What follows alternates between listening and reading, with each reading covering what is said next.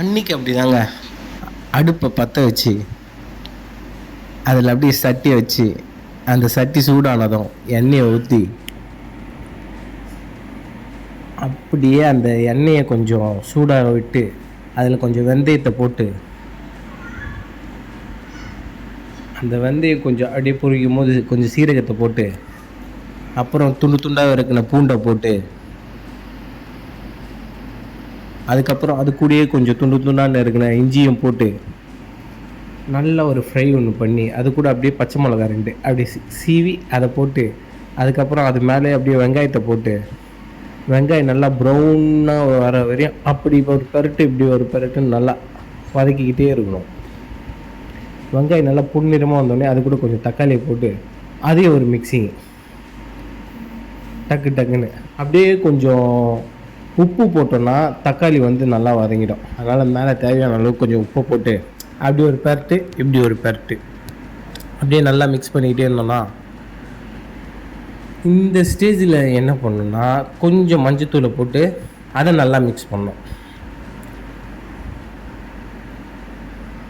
நல்லா மஞ்சத்தூள் நல்லா மிக்ஸ் பண்ணி அப்படியே மஞ்சத்தூள் எல்லாம் நம்ம மசாலாவில் இறங்குற அளவுக்கு அதோடய ஃப்ளேவர் இறங்குற அளவுக்கு மிக்ஸ் பண்ணி அப்படியே கொஞ்சம் தனியாத்தூள் போடணும். தனியாத்தூள் ஒரு 3 டீஸ்பூன் போட்டு அதை நல்லா மிக்ஸ் பண்ணணும்.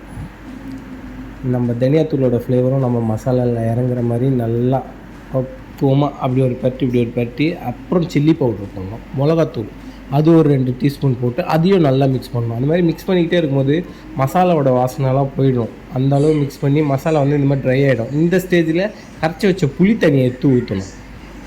இந்த புளி தண்ணியை ஊற்றி அப்படி ஒரு மிக்சிங் போட்டு நல்லா கிளறி விட்டு தட்டை மூடி அப்படி ஓப்பன் பண்ணால் நல்லா இந்த மாதிரி கொதிக்க ஆரம்பிச்சிடும். இந்த மாதிரி கொதிக்கிற ஸ்டேஜில் நம்ம வெட்டி வச்சு க்ளீன் பண்ணி வச்ச ஷீலா மீனை எடுத்து அப்படியே அந்த குழம்புள்ள நீந்த விடணும். அப்படியே ஒரு பீஸாக அது உள்ளே அப்படியே நீந்த விட்டோன்னா அப்படியே இந்த மாதிரி செட் ஆகிடும்.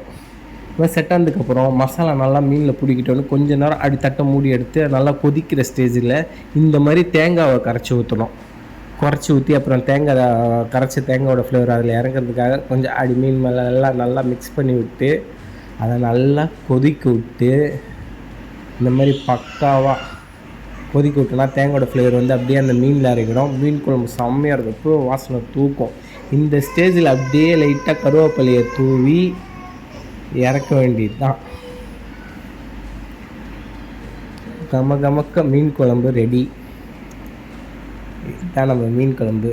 செம்ம வாசனைங்க, சும்மா சொல்லக்கூடாது. மீன் குழம்பு தான் செம்மையாக இருந்துச்சு. அப்படி எடுத்து பள்ளிக்கு போயிட்டு வந்துட்டு சாப்பிட்லான்னு பள்ளிக்கு கிளம்பிட்டோம். அப்புறம் தான் சாப்பிட ஆரம்பிச்சிட்டோம். அட சாப்பிடும் போது நாக்கு வழியாக அந்த மீன் குழம்பு மூளையில் ஏறி மத்தளம் தட்டிக்கிட்டதுங்க.